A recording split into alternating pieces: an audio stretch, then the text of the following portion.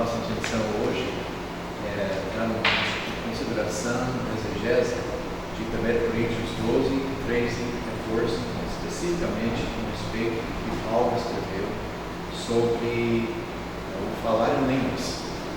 E antes de entrar naquele assunto, eu queria dizer somente alguma coisa sobre identidade.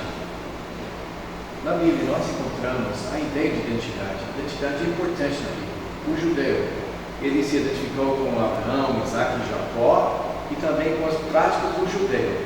Se ele não tivesse praticado, por exemplo, circuncisão, ele não foi considerado judeu. Então era tanto a identidade com pessoas quanto com as práticas. Quando nós olhamos para o Novo Testamento, nós encontramos a mesma coisa. Paulo baseou sua teologia em cima de identidade com a pessoa de Jesus Cristo, os benefícios que ele nos trouxe através de sua morte e sua ressurreição, e também o que ele chama as tradições apostólicas. Como é que o crente, como é que o cristão deveria se comportar se ele quiser se chamar de cristão. E também nós podemos ver que ele fez essa identidade uma base de comunhão.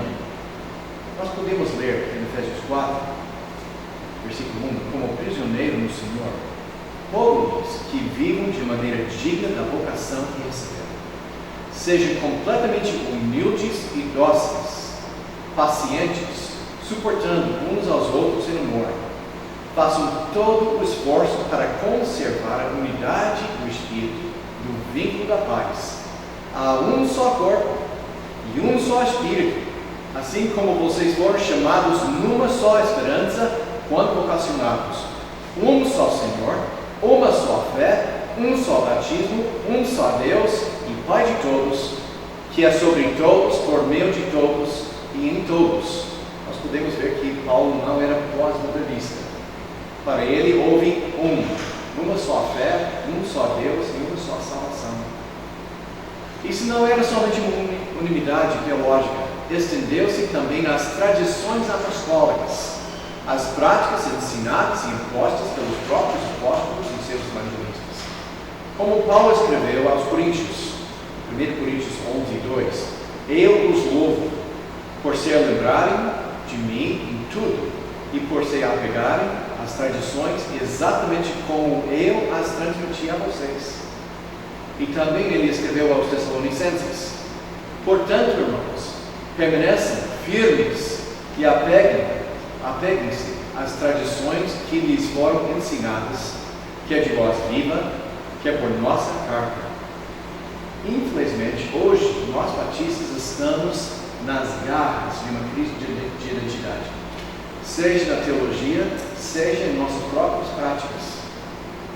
Falando com respeito dessa crise, meu amigo, agora com o Senhor, Isotinho Coelho, ele falou que ele não, várias vezes, ele falou que ele nem sabia mais o que é batista, porque nem o próprio batista sabe quem ele é. E, infelizmente, uma das causas dessa confusão é o pensamento que, pelos batistas serem os grandes defensores da liberdade de consciência e do sacerdócio do crente, isso significa que alguém pode crer ou fazer qualquer coisa e ainda ser digno do nome batista. Mas essa ideia é incoerente com uma das declarações primordiais dos batistas, que a Bíblia é nossa única regra de fé e prática. Historicamente, tanto os apóstolos quanto os batistas limitaram sua comunhão aos que seguiram as doutrinas e costumes apostólicos. Paulo escreveu aos Tessalonicenses, irmãos, nós lhe ordenamos, em nome do nosso Senhor Jesus Cristo, que afastem de todo irmão que vive ociosamente e não conforme a tradição que receberam de nossa parte. Se alguém não obedecer a nossa palavra por esta carta, marquem-no e não se associem com ele, para que se sinta envergonhado. Aos Romanos, Paulo escreveu, recomendo-lhes, irmãos, que tomem cuidado com aqueles que causam divisões e colocam obstáculos ao ensino que vocês têm recebido. Afastem-se deles, pois essas pessoas não estão servindo a Cristo nosso Senhor, mas a seus próprios apetites, mediante palavras suaves e bajulação, enganam os corações dos ingênuos. O apóstolo João escreveu a mesma coisa em 2 João. Se alguém chega a vocês e não traz este ensino, não o recebem em sua casa, nem o salvem. E Judas escreveu palavras quase iguais. Amados, embora estivesse muito ansioso por lhes escrever acerca da salvação que compartilhamos, senti que era necessário escrever-lhes e insistir que batalhassem pela fé uma vez por todas, confiada aos santos. Tenham compaixão deles que duvidam. A outros, salvem-nos, arrebatendo-os do fogo. E outros ainda, mostrem misericórdia com temor, odiando até a roupa contaminada pela carne. As histórias dos batistas têm sido uma história de pessoas zelosas pela fé e pelas práticas apostólicas. Durante nossa história de 400 anos, os batistas têm escrito dezenas de confissões e catequismos batistas, com uma unanimidade impressionante. Entre os batistas, a unanimidade de fé e prática era uma condição não para ser salvo, mas para chamar-se de batista e entrar em comunhão com as suas igrejas. Apesar de sermos grandes defensores da liberdade da consciência, até recentemente temos uma história longa e forte do que significa ser batista. Hoje, nosso propósito é consultar nossa única regra de fé e prática, o que, conforme a declaração doutrinária da Convenção Batista, é a palavra de Deus em linguagem humana, sem mescla de erro, sobre as críticas do apóstolo Paulo que encontramos em 1 Coríntios 12 a 14, tratando a prática de falar em línguas. Meu propósito hoje não é atacar os evangélicos pentecostais, como os assembleanos, entre os quais tenho encontrado muitos irmãos fiéis e piedosos, comprometidos com a palavra e a doutrina da justificação pela fé. Meu propósito é uma exposição do trecho e depois levantar implicações à prática moderna da glossolalia. Eu falo glossolalia porque, de fato, a frase o dom de línguas nem existe na Bíblia. Ele não fala o dom de línguas, ele fala os que falam línguas ou a glossolalia, as línguas. Olhando para a interpretação destes trechos na história da igreja, encontraremos poucas referências à glossolalia. Ireneu escreveu em 180 que ele tinha ouvido de pessoas falando línguas, mas nunca a presenciou. Nem os montanistas, o movimento do século II de pessoas que se disseram profetas, nem praticaram. No ano 380, João Crisóstomo pregou tudo nestes capítulos, 1 Coríntios 12 e 14. É muito obscuro, mas a obscuridade é produzida pela nossa ignorância dos fatos referidos por sua secessão, desde que aconteceram naquele tempo, mas não ocorrem mais. E por que não acontecem agora? Por que aconteceram aí e não mais? Na Igreja Católica Romana, ambos Bernardo de Claraval e Tomás de Aquino fizeram comentários sobre este capítulo nos seus escritos, mas como algo que não existia mais. Durante a Reforma, não houve falta de homens e mulheres entre os reformadores radicais que alegaram-se profetas, mas não encontramos registro de glossolalia. O movimento batista começou no ano 1609 entre os separatistas ingleses que fugiram para a Holanda, quando John Smythe se batizou. Tenho em torno de 272 obras batistas em formato digital no meu computador, e mais que 50 confissões e catequismos, e não encontrei nenhuma referência positiva com respeito de glossolalia. Não encontrei menção sequer a glossolalia até a ata da reunião da Associação Batista do Sul de Gales, nos dias 30 e 31 de agosto de 1654, que afirma que Deus deu variedade de línguas para a posterior publicação e confirmação do Evangelho pelos apóstolos primitivos e extraordinários, profetas e evangelistas. Todos estes ministros foram extraordinários e, portanto, agora estão cessados. A importância dessa data de 1654 é que, começando em 1650, encontramos uma referência à glossolalia, pela primeira vez na história moderna da Igreja, entre a seita dos Quakers. E como podemos notar, os batistas ouviram e não aceitaram. A glossolalia surgiu também no século XVIII na Nova Inglaterra, entre os Shakers, e no século XIX entre os entusiasmados da Segunda Grande Avivamento, os Mormons, os Adventistas e os Cabalitas. Todavia, os batistas rejeitaram o falar em línguas, junto com as gargalhadas santas, os tremores santos e caindo no Espírito. Expressaram com voz única que a glossolalia era algo somente do período apostólico, uma manifestação do Espírito que teve cessado. Vocês podem ver as notas na rodapé. No século XX, o movimento pentecostal era algo dos metodistas e da Igreja da Santidade, mas não era batista. E eu digo hoje que temos base bíblica por essa opinião, baseado em 1 Coríntios 12 a 14. Sobre a epístola aos Coríntios, é bom entender o contexto do livro. O apóstolo Paulo escreveu sua primeira epístola aos Coríntios enquanto estava em Éfeso, no ano 55. Enquanto fez preparações para mais uma viagem missionária na Macedônia e Grécia, recebeu notícias de desvios tanto doutrinários quanto práticos entre eles, e julgou necessário que não poderia esperar até sua chegada para tratar dos problemas, e preparou essa carta. O problema maior dos coríntios era a arrogância, e sua arrogância produziu vidas devastas do fruto do Espírito e marcadas por sua carnalidade.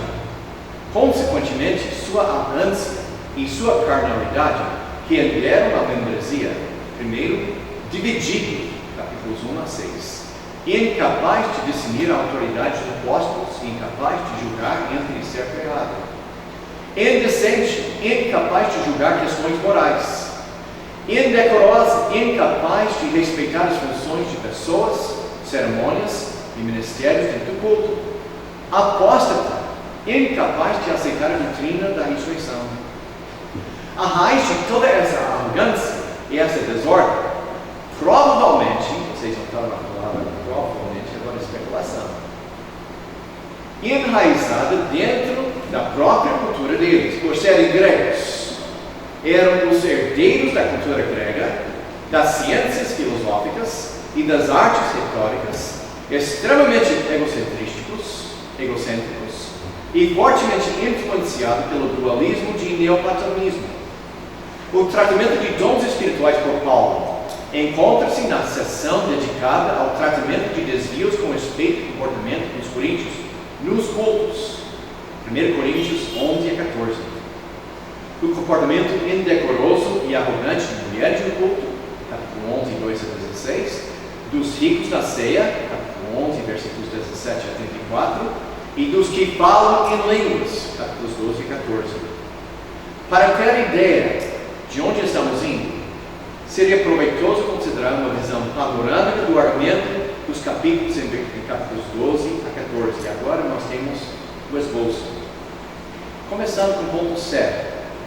Os coríntios deveriam exercer os dons espirituais de uma forma decorosa, que reflete os propósitos dos dons. Primeiro, em versículos 1 a 3, nós temos a introdução, o palpite de Paulo sobre o falar em línguas na igreja deles. Depois, capítulo 12, versículos 4 a 31, os erros dos espirituais, os erros teológicos. E capítulo 13, os erros dos coríntios por valorizar o transitório, em vez de valorizar o permanente. Em capítulo 14, os que falaram em línguas abusaram a glossolalia por usá-lo no culto em vez de profecia. Agora vamos entrar no exegese de 1 Coríntios 12 a 14. A primeira parte, nós encontramos na introdução que está em versículos 1 a 3. Os coríntios devem considerar a possibilidade que a glossolalia deles, agora prepare-se, tem origens demoníacas, identificando a fonte do problema. Em versículo 1, nós encontramos essas palavras: Irmãos, quanto aos dons espirituais, não quero que vocês sejam ignorantes. Primeiro, enquanto aos dons originais, não é a melhor tradição dessa palavra. Dons espirituais, na linguagem de Paulo, era carisma. Essa não é a palavra carisma. A palavra que nós encontramos aqui em versículo 1 é tom pneumaticon. Agora, a questão é se essa palavra é masculina, que seria pessoas, ou neutra. Nós encontramos a neutra em capítulo 14, versículo 1. Mas em capítulo 14, versículo 37, nós encontramos essas palavras: se alguém pensa ser profeta ou espiritual, essa palavra. Reconheça que o que lhes estou escrevendo é mandamento do Senhor. Capítulo 14, ele está colocando em contraste duas práticas: os profetas e os que falam em línguas. Então, quando ele aqui, no fim do capítulo, está colocando os dois lado a lado, isso é uma boa indicação que ele está tratando dos profetas, e os pneumaticon aqui não são dons espirituais, mas os que falam em línguas. Nós podemos ver o mesmo uso dessa palavra em 1 Coríntios 2 e 3, sobre três tipos de pessoas: as pessoas de espírito, pneumaticos, a palavra que nós temos em 12:1. As pessoas de alma ou animais, psíquicos, e os carnais, sárquicos, pessoas ou do espírito, pessoas de alma ou pessoas de corpo. Não vamos entrar no assunto de tricotomismo aqui, mas pese um pouco estes versículos. No contexto do livro, o foco de 1 Coríntios 12, 13 e 14 são os espirituais, os que falam em línguas. Uma coisa que podemos notar, que este é o único lugar em todas as suas epístolas onde Paulo tratou este assunto. Ele não inclui o falar em línguas em nenhuma outra lista de ministérios. Agora, versículo 2. Vocês sabem que quando eram pagãos, de uma forma ou de outra, eram fortemente atraídos e levados para os ídolos mudos. Qual é a importância deste versículo? Primeira coisa que eu queria dizer: quando nós tratamos os escritos de Paulo, seja no livro do livro ou seja no livro do parágrafo, o primeiro parágrafo fala tudo. Gálatas, nós não somos purificados deste mundo através de nossas obras e os atos da lei, mas através da redenção que está em Jesus Cristo. Isso já resolve tudo. Quando nós olhamos para a introdução de uma nova parte, uma nova seção, ele sempre coloca a ideia principal no primeiro parágrafo e o resto é desenvolvimento. Então, ele vai tratar neste parágrafo o que ele acha de mais importância sobre a existência de línguas entre os coríntios. Então, por que ele falou sobre idolatria? E por que ele falou que eles foram levados à idolatria? E quem levou os coríntios à idolatria quando eram pagãos? Paulo foi muito claro no capítulo 10. O que os gentios sacrificam aos ídolos, sacrificam a quem? Os ídolos, os demônios, os espíritos decadentes. Então, quem levou os coríntios para servir os ídolos mudos? E também é importante que ele fala mudos, porque o ídolo é mudo, mas dentro da história dos gregos, os sacerdotes não foram. Os sacerdotes tiveram uma longa história de falar em línguas estranhas e depois interpretadas por outros que estavam presentes. Nós podemos ver um pouco mais sobre os palpites de Paulo quando olhamos para 1 Coríntios 4, 18 a 20. Alguns de vocês se tornaram arrogantes, como se eu não fosse mais visitá-los, mas serei em breve, se o Senhor permitir. Então saberei não apenas o que estão falando esses arrogantes, mas de que poder eles têm. Ele reconheceu que por trás das pessoas era uma entidade poderosa. A questão dele era o Espírito Santo, outra entidade. E nós podemos ver em 1 Coríntios capítulo 12 que o palpite de Paulo era que os próprios demônios que estavam operando nos templos pagãos dos coríntios agora estavam operando dentro da própria igreja. Agora, quais tempos? E já temos uma boa indicação nas Escrituras. Crisóstomo, ele fazendo comentários sobre este trecho, escreveu: sou obrigado agora a apresentar e expor um outro costume vergonhoso deles, que seria bem passar por cima, porque quase não convém mencionar tais coisas. Mas para que vocês podem saber de forma mais clara a vergonha desse, é necessário mencionar. Está dito que a pitonesa, agora quem foi a pitonesa? A pitonesa foi a profetisa de Apolo, e o templo dela era 77 quilômetros de Corinto. Era a maior atração pagã de toda aquela região. E a pitonesa, ela ficou sentada em cima de um tripé, cheirando a fumaça da caverna, falando em línguas estranhas. E as palavras dela foram traduzidas pelos sacerdotes e depois entregadas para a pessoa que buscou a pitonesa. Agora, lendo o que Crisóstomo escreveu sobre ela, está dito que a pitonesa, sendo do sexo feminino, ela fica sentada montando sobre o tripé de Apolo, e assim o espírito maligno ascendeu de baixo. Agora a parte mais vergonhosa, entrando na parte inferior do corpo dela, encheu a mulher com loucura, e ela com o cabelo desengrenado.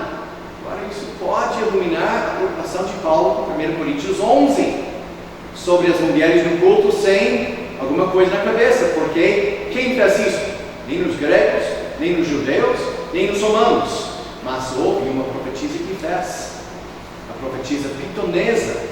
Seus cabelos foram assim.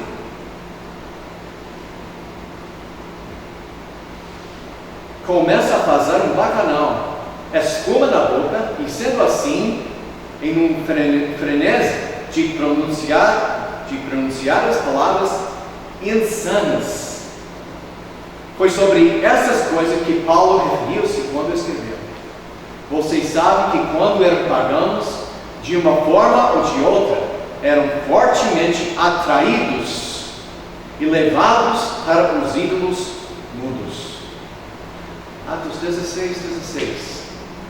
Certo dia, indo nós para um lugar de oração, encontramos uma escrava que tinha um espírito pelo qual predizia o futuro. não é o que nós encontramos em grego. Em grego fala uma menina que teve o espírito pitonesa.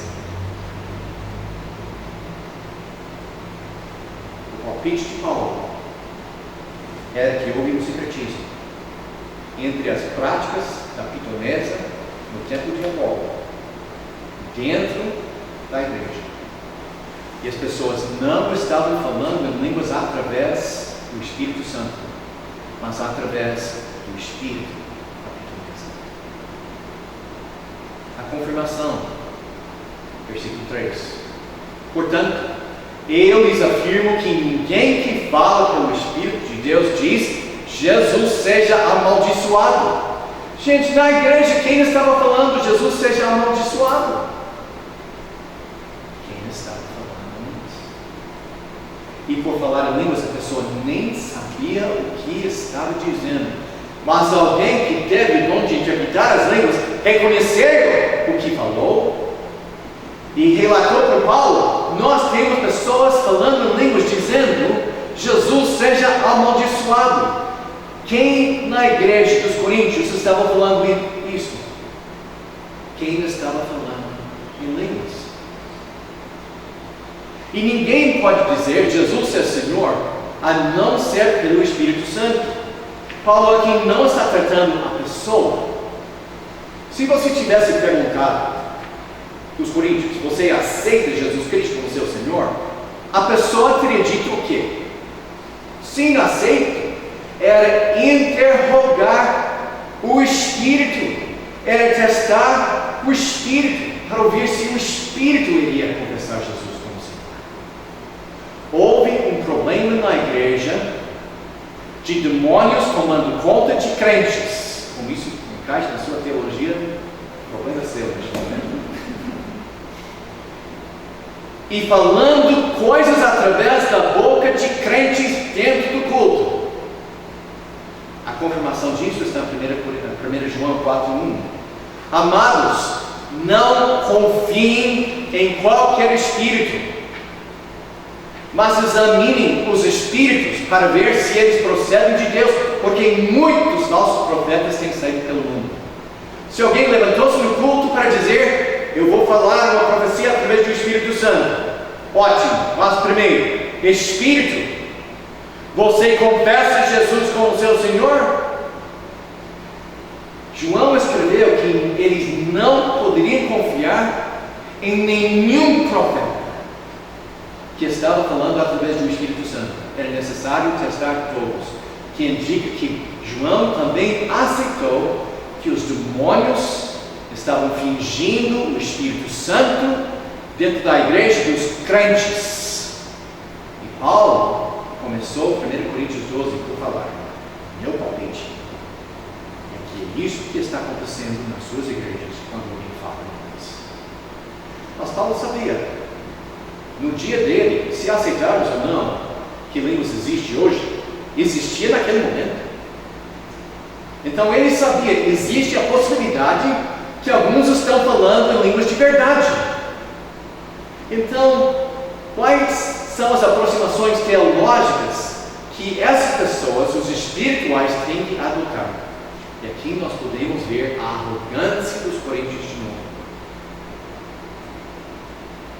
Em versículo 4 a 31, ele mostrou como os espirituais negam a união, os propósitos e as prioridades entre os dons, os ministérios e efeitos, corrigindo a teologia dos coríntios.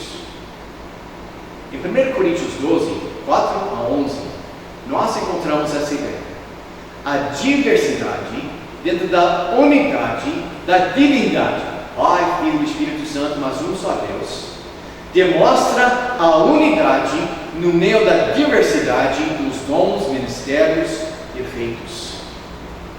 Versículos 4, 5 e 6. Ele não menciona somente dons. Ele fala sobre dons, ele fala sobre ministérios, ele fala sobre formas de atuação. E os três não são iguais. O problema é que muitas pessoas aproximam 1 Coríntios 12 como se fosse uma lista de dons, mas não são dons. Nós temos ministérios, Nós temos dons e nós temos atuações, efeitos do Espírito. Isso vai ser mais claro na frente. Mas mesmo que nós temos essa diversidade de ministérios, dons e efeitos, ele queria enfatizar no versículo 6, não importa o dom que você tem, é o mesmo Deus que está operando. Versículo 7, a cada um, porém, é dada a manifestação do Espírito, visando ao bem comum. Este versículo deixa muito claro, dons espirituais não foram recebidos por um crente, mas não por outro. Cada um recebeu. E também, o propósito do dom nunca era para o benefício da própria pessoa. O propósito do ministério não era para o benefício da própria pessoa. Se eu estou aqui hoje, falando com vocês somente para que eu possa sentir bem com respeito ao meu ministério, eu nem tenho condições de estar aqui. Quando nós estamos exercendo nossos ministérios e nossos dons espirituais, o propósito é o bem comum, para que a igreja seja edificada. Pelo Espírito é dada a palavra de sabedoria, a outro a palavra de conhecimento pelo mesmo Espírito, a outro fé pelo mesmo Espírito, a outro dons de cura pelo único Espírito, a outro poder de operar milagres, a outro profecia, a outro discernimento de espíritos, a outro variedade de línguas, a outro interpretação de línguas. Repetição é muito importante notar quando nós estamos estudando a Bíblia. Pelo mesmo Espírito, pelo mesmo Espírito, pelo mesmo Espírito. Ele estava combatendo a ideia, porque você não tem meu dom, você não recebeu o Espírito que me deu meu dom. Você já encontrou essa ideia na igreja hoje? Se você não tem meu dom, você não recebeu o Espírito que eu tenho recebido. E Paulo está dizendo para eles, negativo, cada um de vocês recebeu o seu próprio dom espiritual, cada um de vocês recebeu o seu próprio ministério. Quem lhe deu o mesmo Espírito, mesmo que existe diversidade, existe a unidade do Espírito operando em nós. Versículo 11, mais importante ainda. Todas essas coisas, porém, são realizadas pelo mesmo e único Espírito, e Ele as distribui individualmente, a cada um conforme determina. O que significa individualmente, a cada um? Ele não significa, está dizendo, que individualmente a cada um. Individualmente é um dom, individualmente, dom por dom, a cada pessoa, por pessoa, por pessoa. Cada pessoa recebe um só, individualmente. Mas como? Conforme Ele.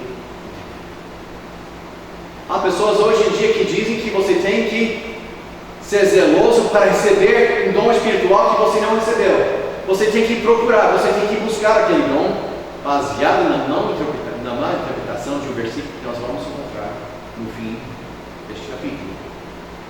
Mas ele está dizendo para nós, você não tem escolha. Você não tem escolha. Mas os coríntios que não tiveram o dom de línguas estavam desejando o dom, e eles que tiveram o dom disseram, porque eu tenho e você não tem, você não tem recebido o Espírito Santo. Ponto 2, 1 Coríntios 12, versículos 12 a 16. A unidade dentro da diversidade do corpo mostra a dignidade de cada membro. A dignidade de cada membro. Em versículos 12 e 13.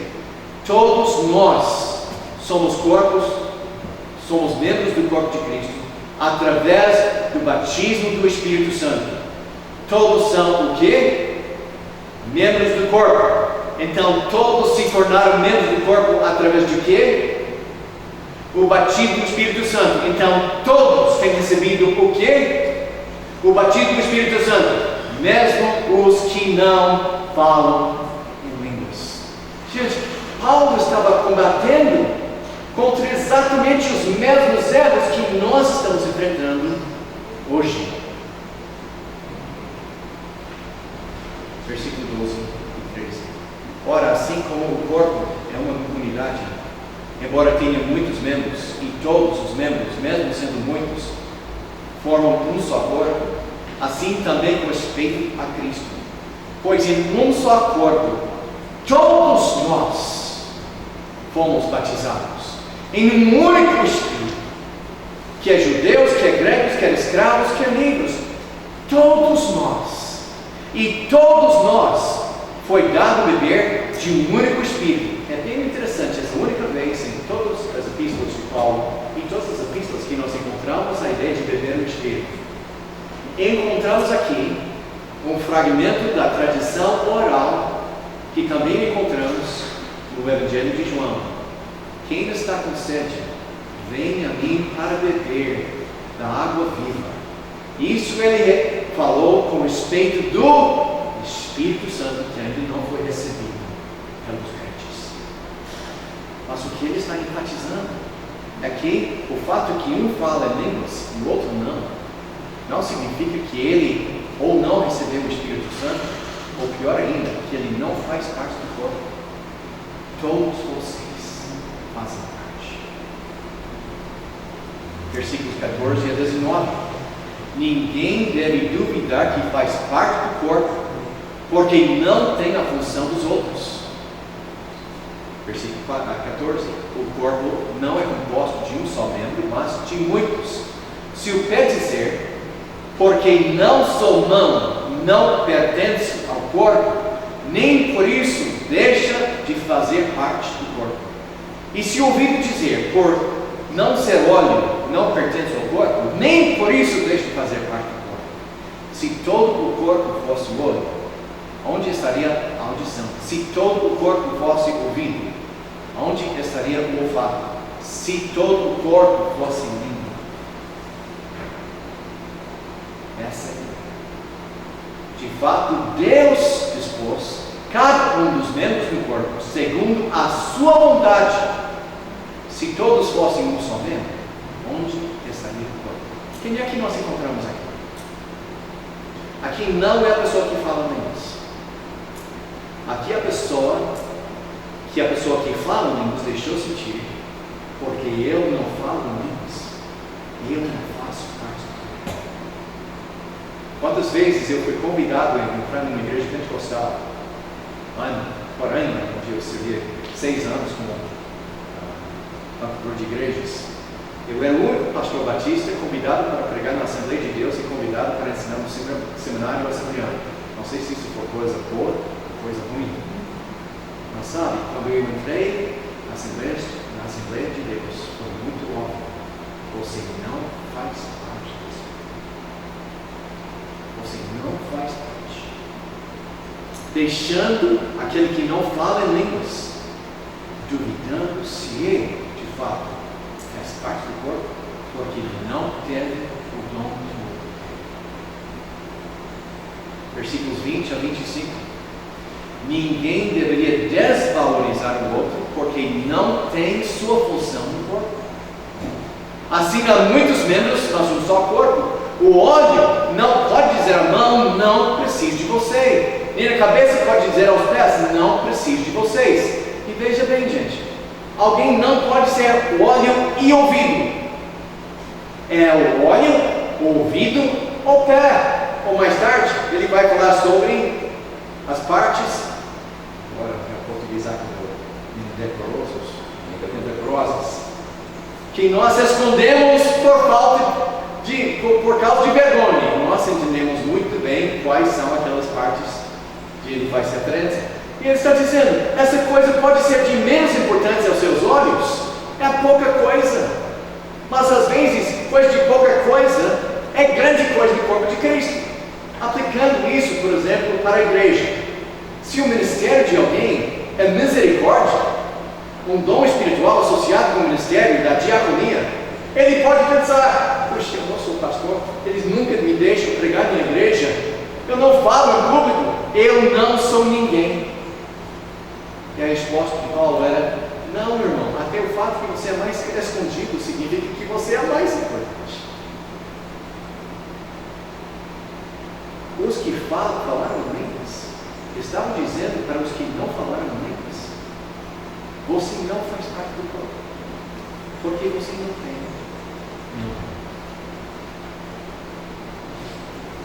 Em 1 Coríntios 12, versículos 27 a 31, ele tratou o assunto dos valores dos coríntios. Os valores dos coríntios deveriam refletir as prioridades entre os ministérios, dons e feitos. Ora, vocês são o corpo de Cristo, e cada um de vocês individualmente é membro desse corpo.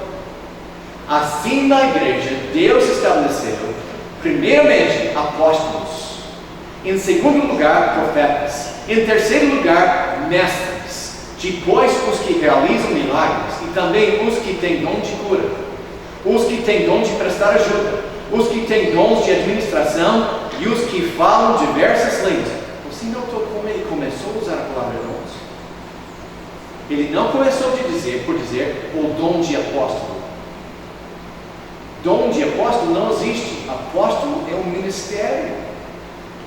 E para cumprir seu ministério, Deus deu ao apóstolo vários dons espirituais. Meu ministério é pastor. No Novo Testamento nós não encontramos dom de pastor. Nós encontramos dom de ensinar a palavra ou dom de exortar. Para eu cumprir minha função como pastor, Deus me deu um dom espiritual. Aqui nós temos os ministérios, depois nós temos dons e depois nós temos efeito. Falar em línguas nem é um dom na lista. É meramente um efeito do Espírito pelos propósitos do Espírito. Também quando ele fala em primeiro lugar, terceiro lugar, segundo lugar, terceiro lugar, ele está falando sobre prioridade. O mais importante na igreja é quem? Apóstolo. Quem é a última coisa na lista? O que é a última coisa na lista? Falar em línguas. Os pentecostais querem dizer: não, falar em línguas é o mais importante. E Paulo, quando ele enfrentou pessoas assim, ele falou: não, senhor. O mais importante são os apóstolos. E nós lembramos que os coríntios, na sua arrogância, estavam desafiando a autoridade de quem? Os próprios apóstolos. E Paulo estava dizendo: gente, suas prioridades são confusas. O mais importante na igreja não é falar em línguas, é quem fala na sua própria língua. Apóstolo, profeta, até o mestre na escola dominical é mais importante na igreja de quem fala em línguas. Nós precisamos reorganizar nossas prioridades para que o que nós mais valorizamos são o ministério da palavra na igreja. Mas o que ele queria dizer quando ele terminou capítulo 12 por escrever: entretanto, busquem com dedicação os melhores dons. Os nossos irmãos pentecostais dizem que significa você tem que correr atrás do dom que você quer. Essa palavra, zelar no grego, é a palavra de que nós ganhamos em português, a palavra zeloso. Ter zelo significa o que você mais valoriza. E ele está dizendo, não que eles têm que correr atrás, que têm que buscar, que têm que obter um dom ou outro. Ele está dizendo, vocês têm que ser mais zelosos e valorizem mais os dons e ministérios mais importantes, em vez de estarem tão preocupados com falar em línguas. Vocês têm que ter maior zelo pela palavra da escola, pelo ministério de ensino na igreja. E isso que ele queria dizer neste versículo. Em 1 Coríntios 13, nós encontramos Paulo escrevendo que os coríntios deveriam valorizar o permanente em vez do passageiro. Aqui, corrigindo os valores dos coríntios. Ele vai tratar de dois assuntos aqui neste capítulo. Primeiro, o amor tem mais valor do que falar em línguas. E segundo, ele vai tratar um outro assunto que vou deixar um pouco escondido até que nós chegamos naquele parágrafo. Em versículo 1, nós encontramos um versículo muito querido aos que falam línguas. Ainda que eu fale as línguas dos homens e dos anjos, se não tiver amor, serei como o sino que ressoa ou como o prato que retine. Nós não estamos falando em línguas humanas, estamos falando na linguagem dos anjos, eles dizem. Duas respostas. Primeiro, cada vez que encontro um anjo nas Escrituras, ele não fala, ele fala, olha, abençoado por Deus. Ele fala em linguagem do povo. Mesmo a visão de Isaías, quando ele viu o serafim no templo, Santo, Santo, Santo é o Senhor dos exércitos. Os anjos não falam coisas esquisitas. Os anjos falam uma língua intangível. Segunda coisa, eles não levam em conta que nós encontramos aqui linguagem hiperbólica. Versículo 2: ainda que eu tenha o dom de profecia e saiba todos os mistérios e todo o conhecimento. Você acha que é possível conhecer todo o conhecimento de Deus? Que tudo que Deus sabe, você pode saber? Claramente que não. Ele está usando linguagem hiperbólica. Mesmo que eu conhecia tudo. Versículo 3: ainda que eu dê aos pobres tudo o que possuo e entregue o meu corpo para ser queimado, mas não tiver amor, nada disso me valerá. Gente, eu gosto de encontrar aquele que fala línguas, que uma vez queria dar todos os seus pertences aos pobres. Eu não conheço muitos pastores desse jeito, não. Em vez de dar seus bens, eles querem receber os bens. É incrível que eles querem focar em versículo 1 e esquecem de versículo 3. Outra coisa, eu nunca vi um pastor desse jeito se queimando em público, que armou uma fogueira para queimar seu corpo. Se versículo 1 é normativo, versículos 2 e 3 são normativos também. Mas não é isso que ele está dizendo. Ele está usando linguagem hiperbólica para dizer: pense no maior serviço que você pode pensar. Mas se você não exercer este ministério com amor, não fala.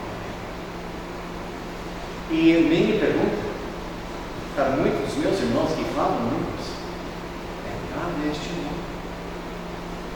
Quantas vezes eu fui tratado com arrogância? Alguém me menosprezando como coitado batista. Você não fala em línguas, ou coitado. Eu não senti amado, eu senti rebaixado, rejeitado.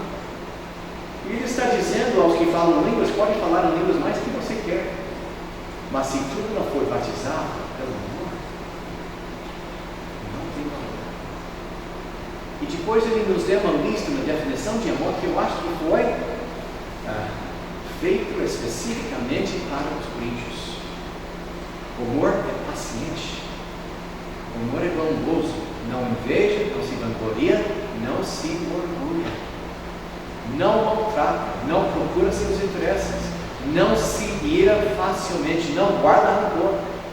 O amor não se alegra com a injustiça, mas se alegra com a verdade. Tudo protege, tudo crê, tudo espera, tudo suporta.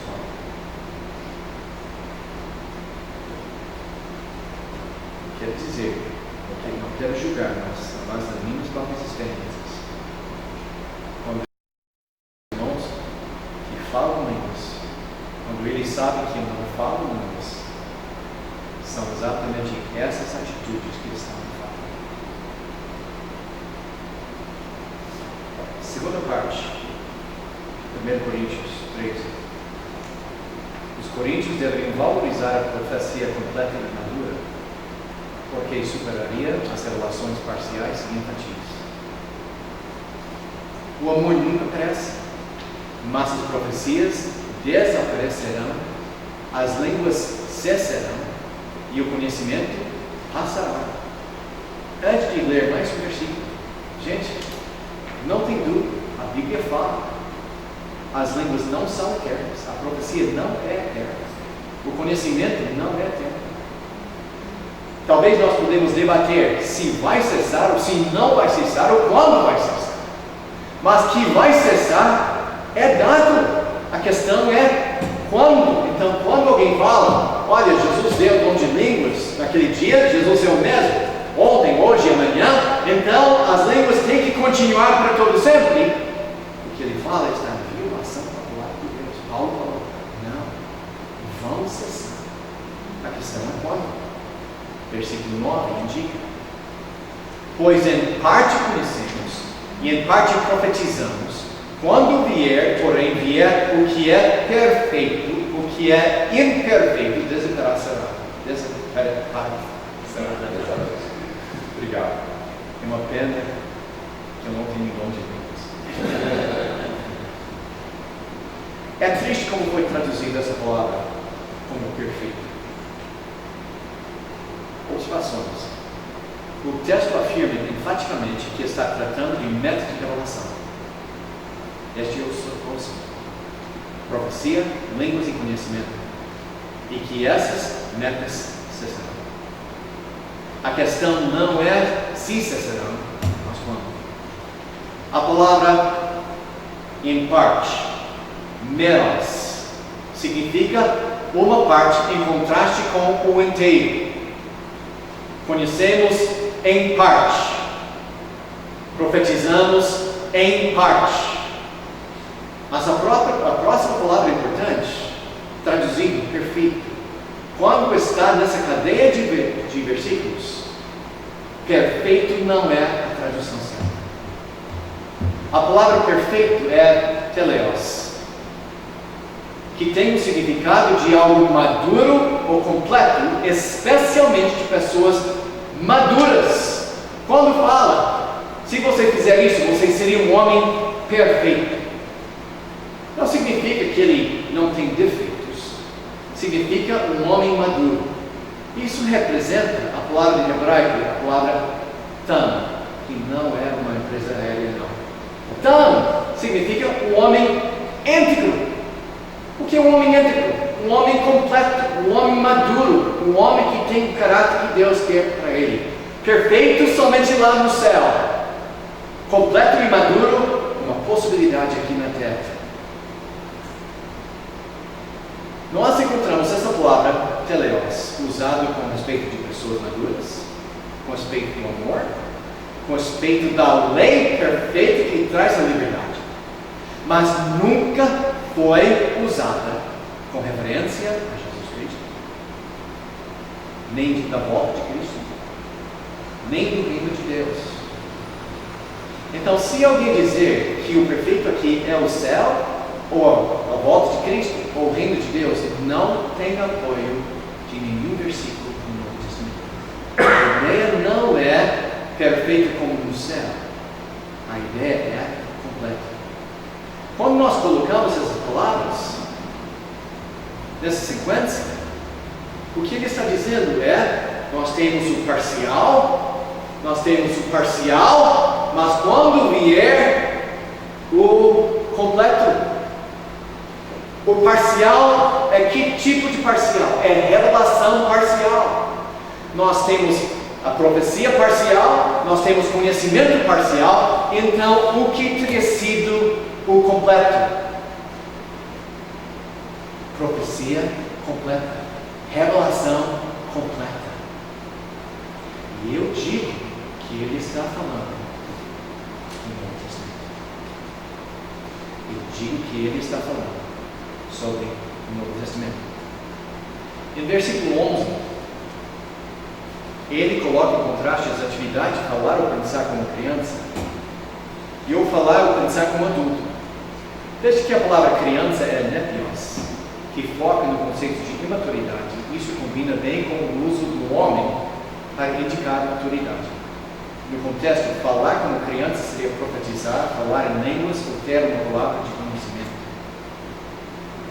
Nós encontramos o mesmo paralelismo em Efésios 4, quando o apóstolo ensinou que os ministérios da igreja visam a edificação do corpo de Cristo, definindo como amadurecimento, para que a igreja seja um homem maduro.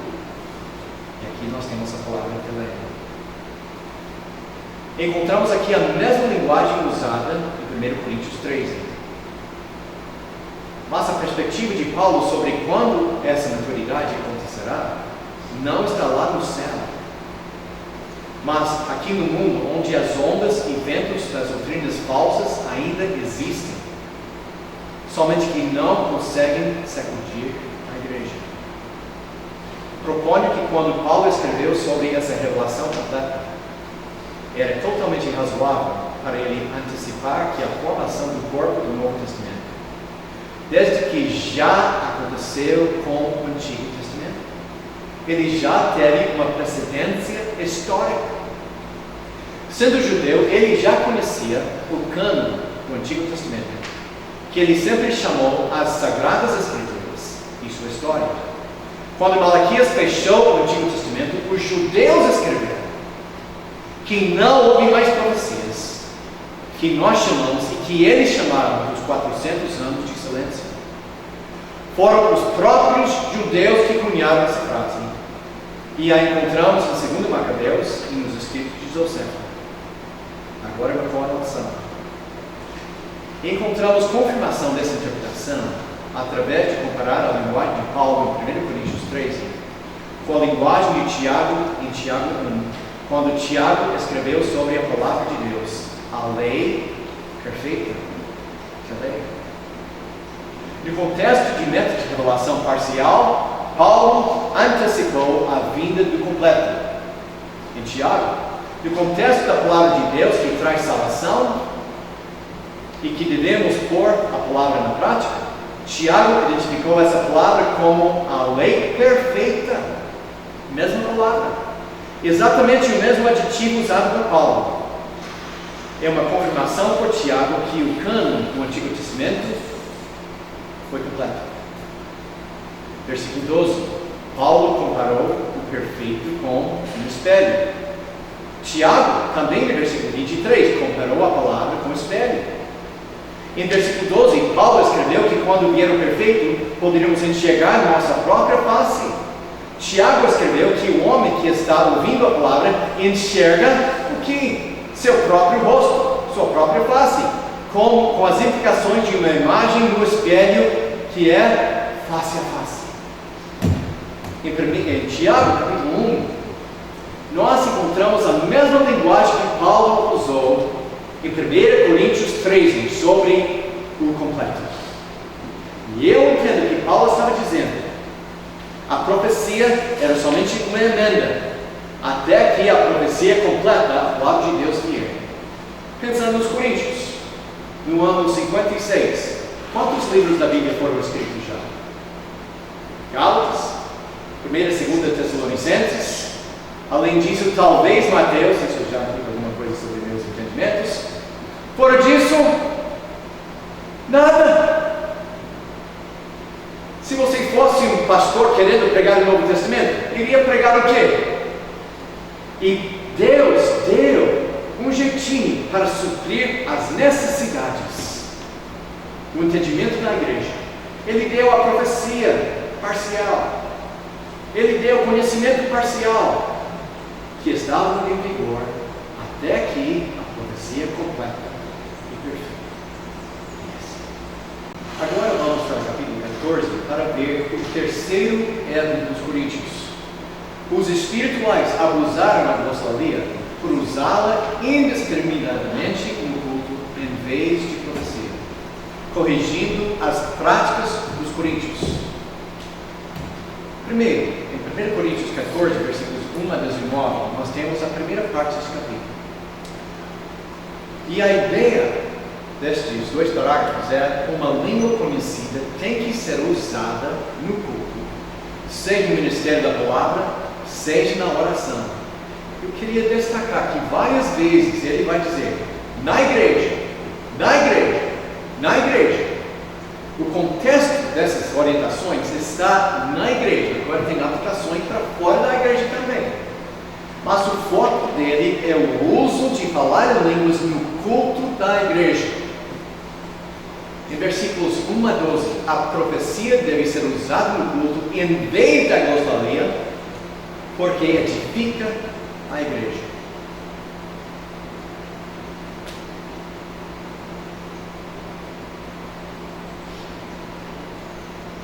Começando com o versículo 1. Sigam o caminho do amor e sejam zelosos para os dons espirituais, principalmente o dom de profecia.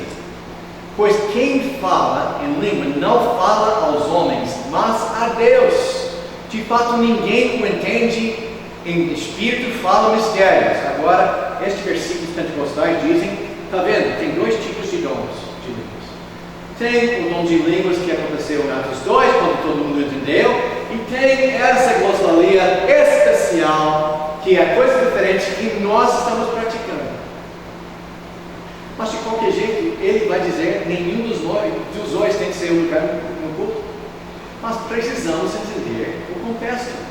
Em Atos 2, houve uma grande multidão de pessoas de todos os países do mundo, ouvindo sua língua saindo da boca do Galileu. E era, como é que este pescador ignorante está falando latim europeu? Se eu tivesse aquele dom. Mas o que está acontecendo aqui entre os coríntios? Pressupondo que de fato a pessoa teve o efeito de falar em línguas de verdade, estava na igreja de quem? Os gregos. E todos falaram o quê? Grego. Eles não falaram todas aquelas outras línguas. Então, quando alguém levantou-se e utilizando o mesmo efeito que nós encontramos em Atos 2, ele levantou-se e começou a falar alemão. Não importa se for uma língua ou não humana, ninguém entendeu. Ele estava falando com quem? Só ele mesmo. A implicação é, nem Deus está prestando atenção. É você e só você que está aqui falando. Mas quem profetiza o faz para a edificação, encorajamento e consolação dos homens. Quem fala em língua a si mesmo se edifica, mas quem profetiza edifica a igreja. Este não é o princípio padrão para todas as circunstâncias. Ele está falando sobre comportamento na igreja. Quando alguém fala em línguas na igreja, a única pessoa sendo edificada é ele mesmo. Ele não está elogiando isso. De fato, ele falou o propósito de todos os ministérios e todos os dons e todos os efeitos é o quê? O bem comum. Se alguém é o único que está sendo beneficiado, isso já demonstra alguém está abusando do seu dom. Se eu estou no culto com toda aquela jactância pregando e todo mundo está cheirando aquele cheiro de carnalidade, o único que está sendo beneficiado naquele culto sou eu. E aquele que usa línguas do culto é igual. Gostaria que todos vocês falassem línguas, mas prefiro que profetizem. Quem profetiza é maior do que aquele que fala em línguas. Ele já falou isso no fim do capítulo 12. Tem uma hierarquia. Falar em línguas, o último item na lista.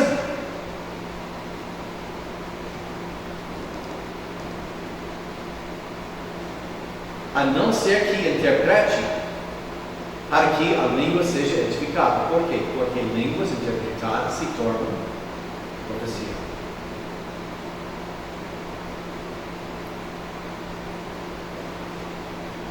Versículo 6. Agora, irmãos, se eu for visitá-los e falar em línguas, em que lhes serei útil? A não ser que lhes leve alguma revelação, conhecimento, profecia ou doutrina. Até no caso de coisas inanimadas que produzem sons, e ele vai nos dar exemplos de alguém que está fazendo barulho, mas ninguém sabe o que isso significa. Versículo 9. Assim acontece com vocês.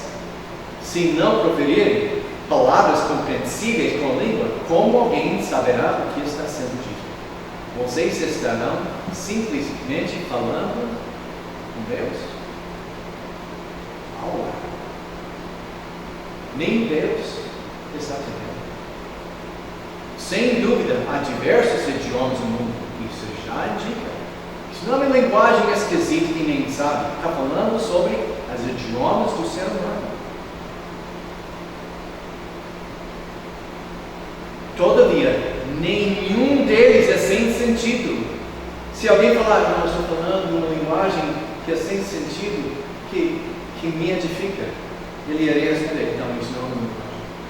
É bobagem, isso não é uma linguagem. Portanto, se eu não entender o significado do que alguém está falando, serei estrangeiro, grego é pablo.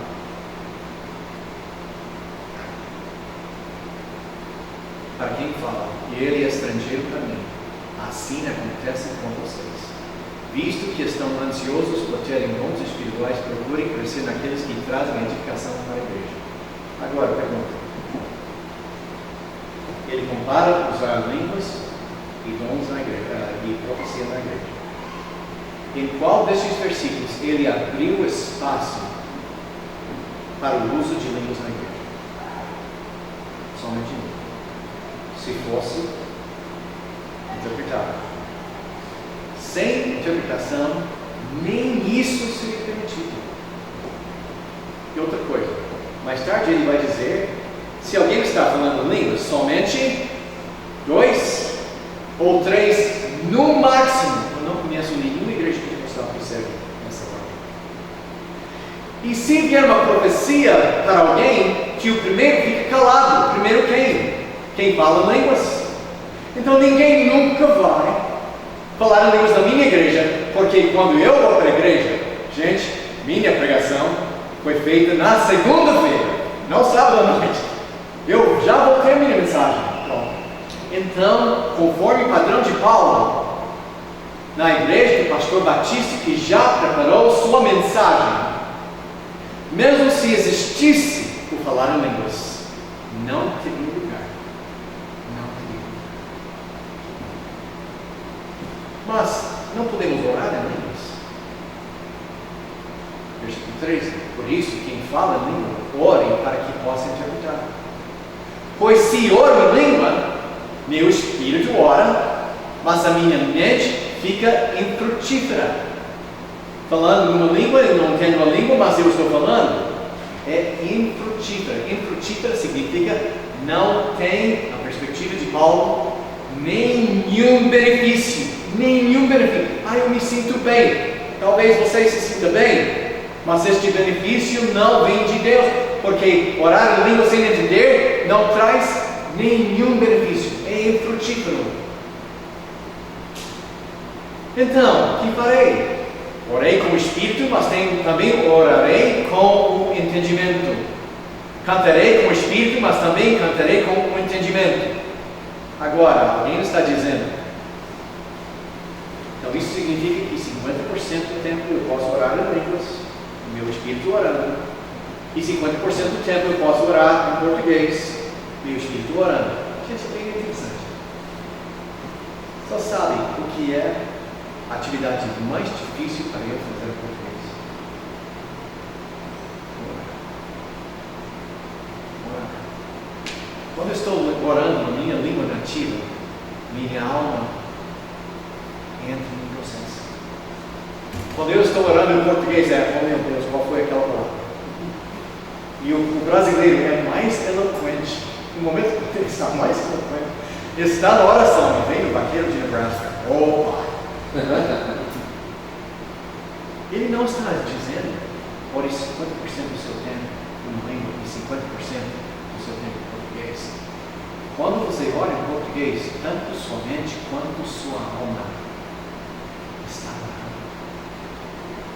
Ore em português. Ore em português. Se você estiver louvando a Deus no Espírito, como poderá aquele que está entre os não instruídos dizer o amém? a sua ação de graças, visto que nem sabe o que você está dizendo. Pode ser, está vendo aquele pode ser?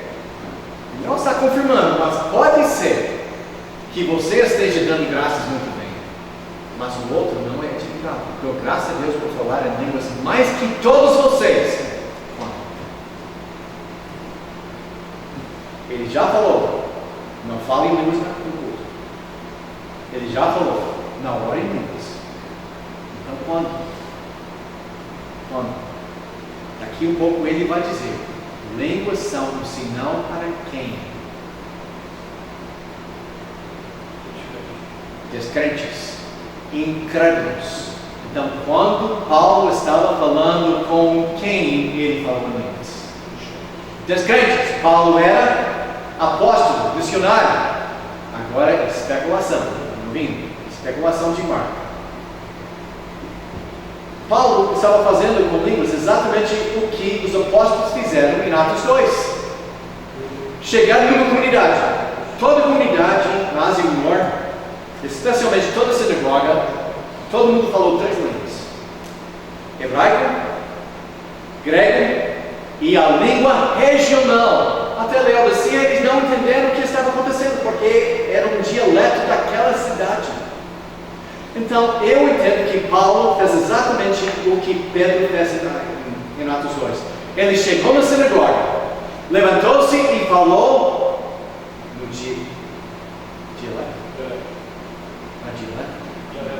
Dialeto daqui. Interessante que ele não exerceu o dom de entender línguas, interpretar línguas, quando toda aquela turma estava fazendo sacrifícios ainda. Mas ele chegou ali, falou com o povo, na linguagem do povo. Um sinal, olha gente, alguma coisa sobrenatural está acontecendo aqui.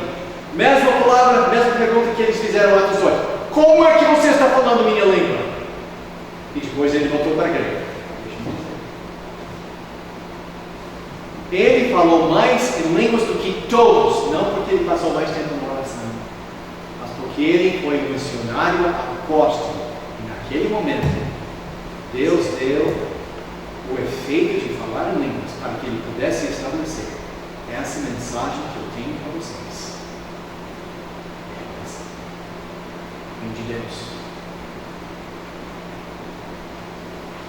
Mas houve um alvo específico. Versículos 20 a 22. Irmãos, deixem de pensar como crianças. Essa palavra criança é nepioi. Nós temos várias palavras em grego para criança, né? Teknon, aquela coisa que eu fiz. E é engraçado que em grego a palavra pais não é o pai, os pais, né? Os pais é o filho. Aquela criança, meu filho. Huios, meu filho maduro. Jesus Cristo em João é o Huios, nós somos o Teknon. Ele é o irmão mais velho e nós somos os irmãozinhos. Aqui a palavra nepios significa imaturo. Parem de pensar de uma forma infantil. Como é, no contexto, eles estavam sendo infantis? Usando línguas no culto e usando línguas na oração. Estes são os 2 exemplos de comportamento infantil pela parte dos coríntios. Por que infantil? Paulo não negou que o dom de línguas existe. Gente, o falar em línguas existia. Quem nega isso está negando a palavra de Deus. Mas a questão dele é, qual foi o propósito? E você está usando este efeito para o propósito pretendido por Deus? Na minha casa, eu gosto de marcenaria. E nós temos chaves, quer dizer, de fenda, chaves Phillips, chaves de Torx, e nós temos formões. E gente, as ferramentas mais caras que eu tenho são os formões. Porque para o formão cortar bem, tem que ser bem afiado.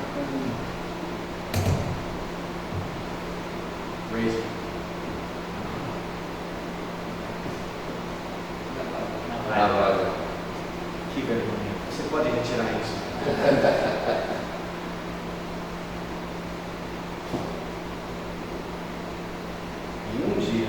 eu cheguei em casa e todas as minhas ferramentas estavam penduradas no estacionamento para que eu pudesse trabalhar na madeira. Eu entrei e eu vi um formão.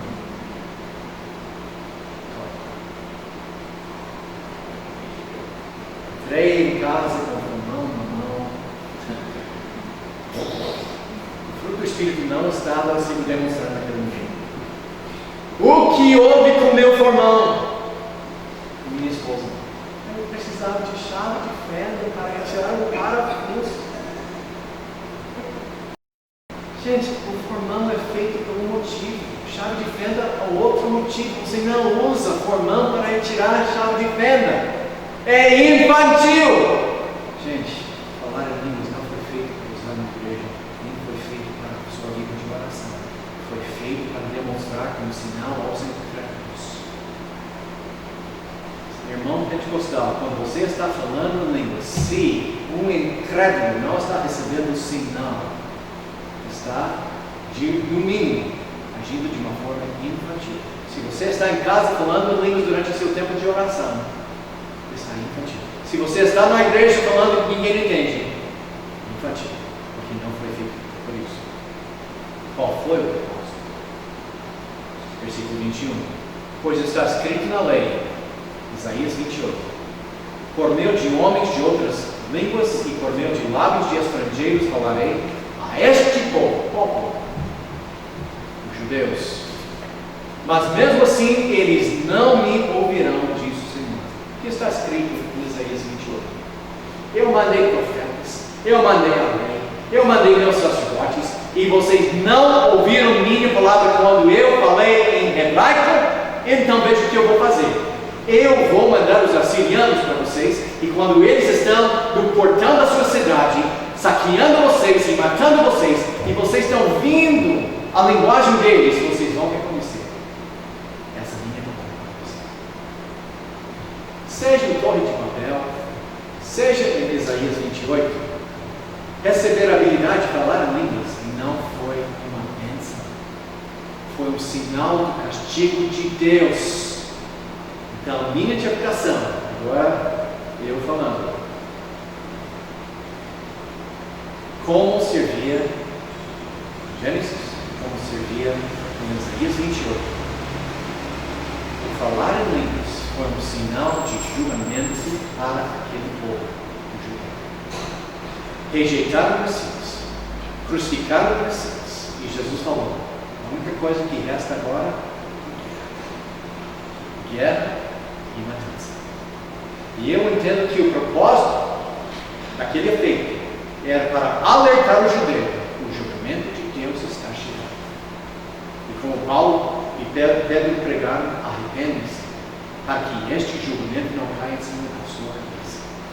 E quando é que o julgamento foi cumprido? Quando é que Deus castigou o judeu por rejeitar o Messias? No ano 70.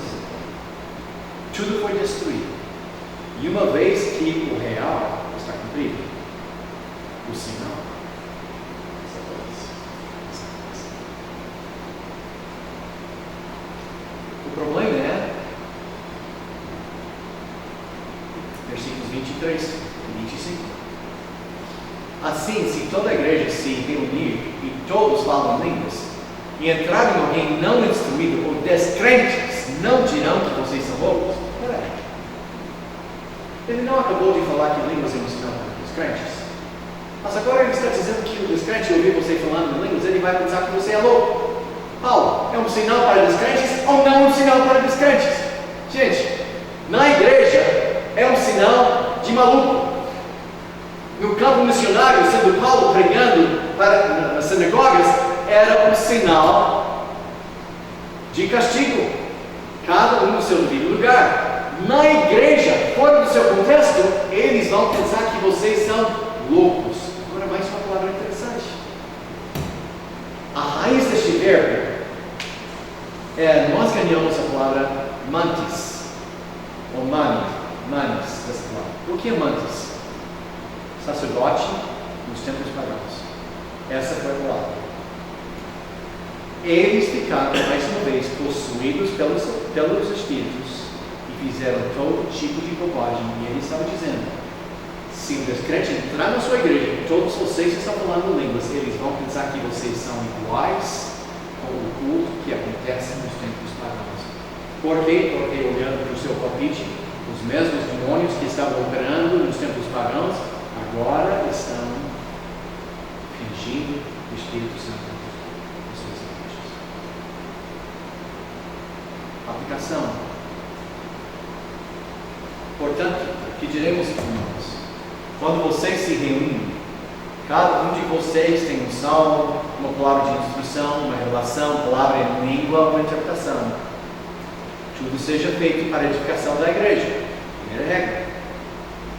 Se, porém, alguém falar em línguas, deve falar 2, no máximo 3, e alguém deve interpretar. Eu não conheço nenhuma igreja pentecostal que seja dessa coisa. Se não houver intérprete, fique calado na igreja, falando consigo mesmo e com Deus. Tratando-se de profetas, falem 2 ou 3. Agora, pastores, como é que nós vamos usar isso em nossa igreja? Não ouve somente uma pessoa falando, ouve 2 ou 3 pessoas falando. E os outros julguem cuidadosamente o que foi dito. 1 Tessalonicenses, capítulo 5. Não menospreze as profecias, não apague o espírito.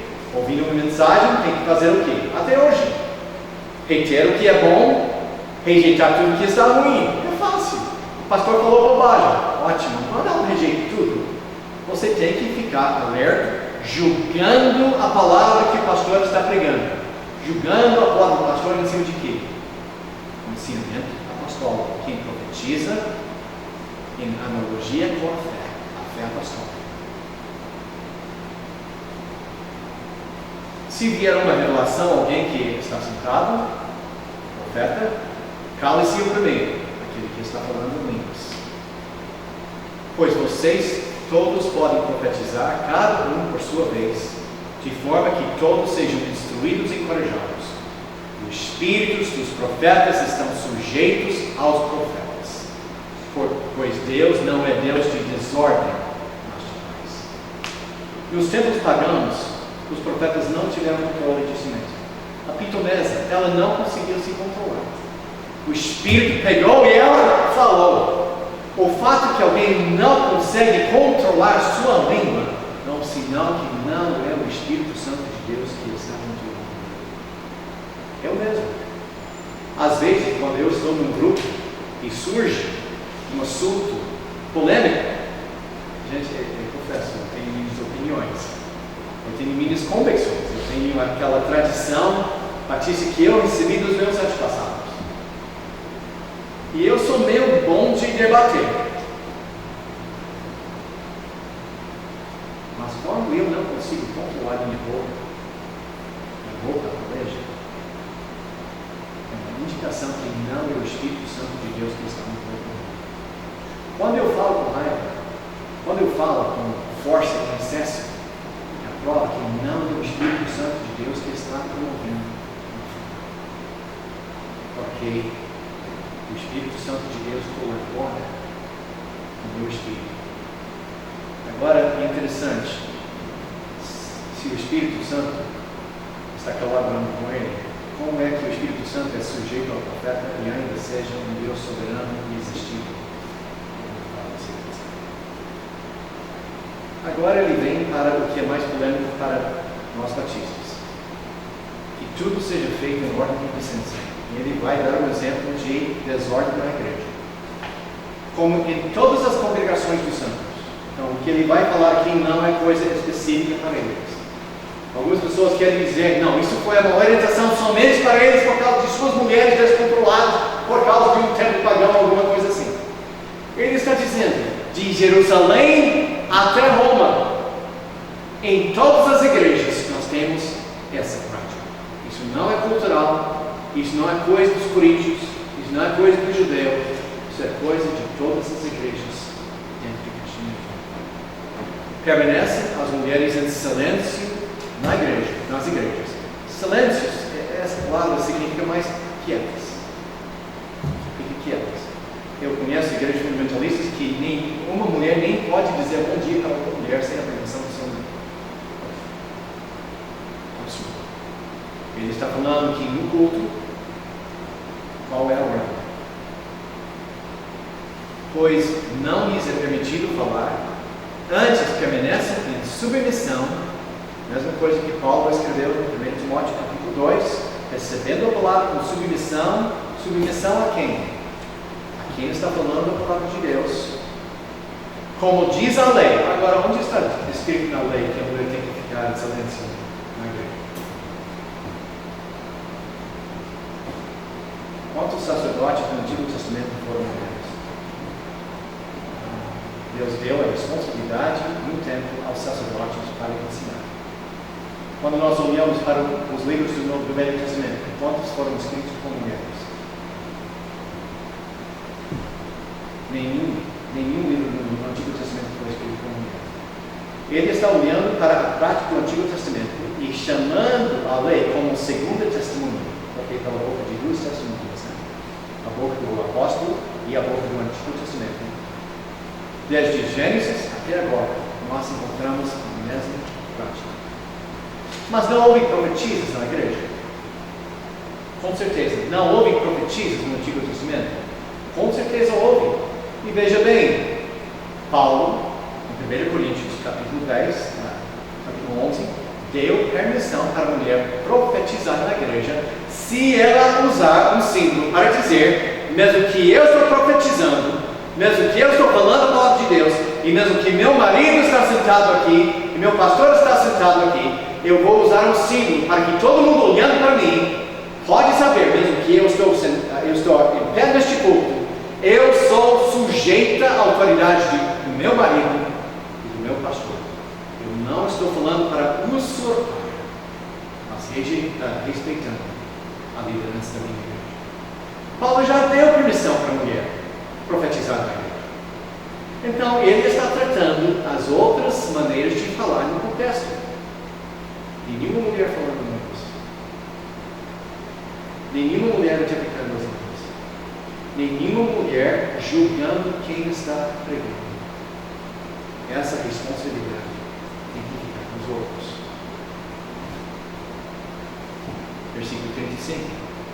Se quiserem aprender alguma coisa, e essa palavra aprender é interessante, é mafetel. Mafetel é a palavra usada para mafetéis. Se ela está querendo ser discipulada,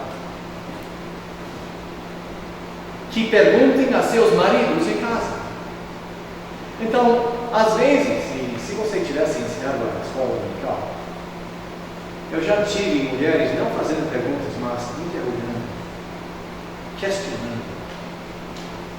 E Paulo está dizendo, isso não convém.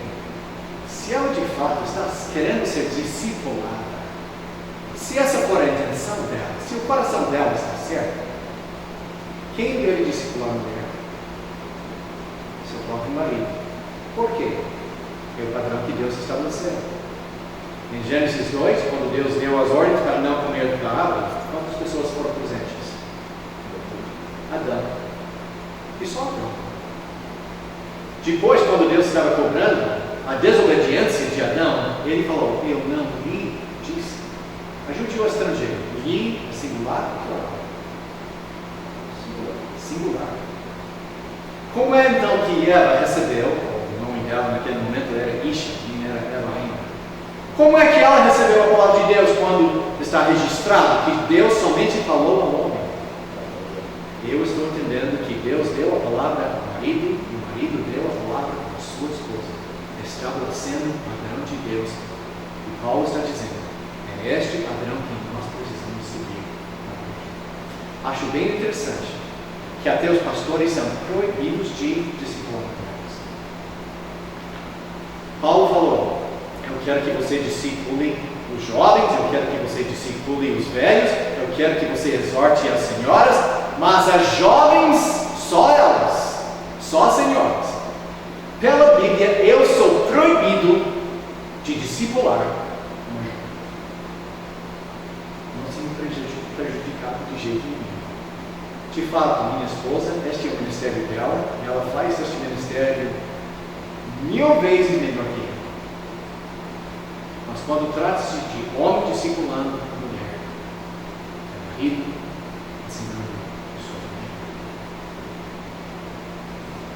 Versículo 36. Acaso a palavra de Deus originou-se entre vocês? São vocês o único povo que ela alcançou? Está querendo dizer o quê?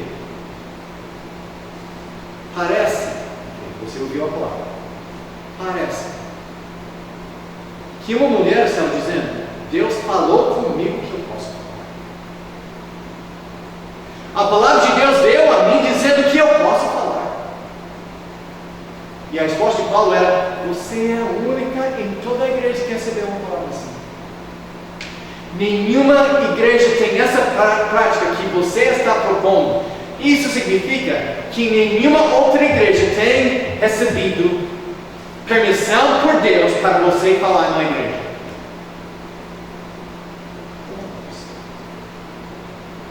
Está atacando aqui, mais uma vez, a arrogância dos coríntios. Eu tenho o Espírito Santo tanto quanto você, eu tenho dons espirituais tanto quanto você. E eu não nego de jeito nenhum que a mulher que tem o dom de ensino. Não nego de jeito nenhum que a mulher que tem o dom de exaltação, que tem o dom de dar, de administrar, de distribuir. Eu não nego de jeito nenhum.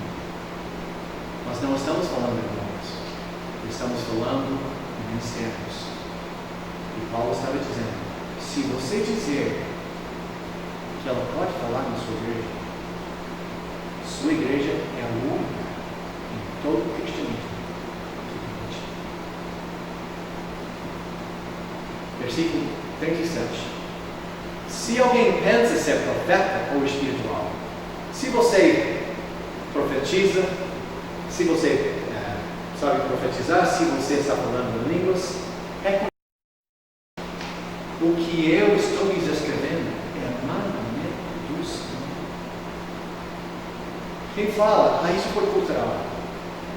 Paulo iria dizer: não, é mandamento do Senhor. Em todas as igrejas é a mesma coisa. Quem rejeita o que eu estou falando com vocês, Deus vai rejeitar. A ideia é: se você nega Deus quando Ele está falando com você, a próxima vez que você está querendo falar com Ele, Ele vai fazer o quê? Você fechou seus ouvidos à minha palavra? Agora eu vou fechar meus ouvidos às suas orações. E a conclusão.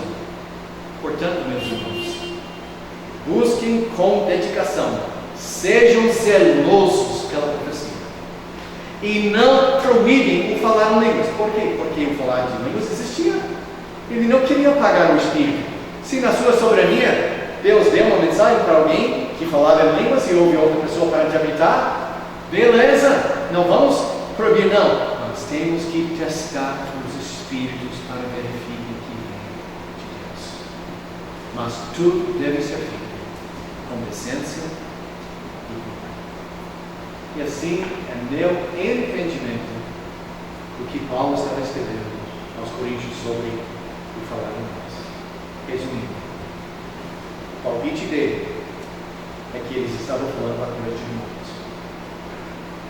Segundo, ele atacou a arrogância de dizer: porque eu tenho a habilidade de falar em línguas, eu tenho recebido o Espírito Santo e você não.